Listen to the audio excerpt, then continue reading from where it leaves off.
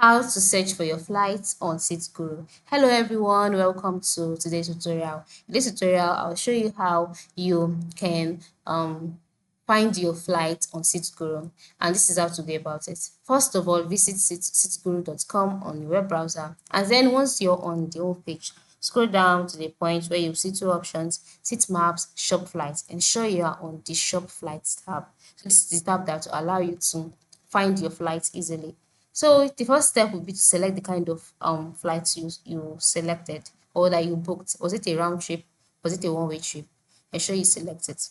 Then after selecting the kind of flights you booked, select your location as it is on the flight details. Select your destination that you booked. Select your arrival as well as your departure date.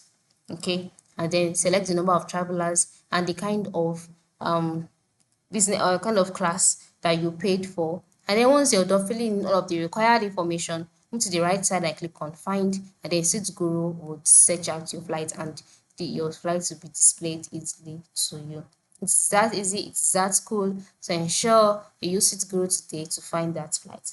Thank you for watching and have a good day.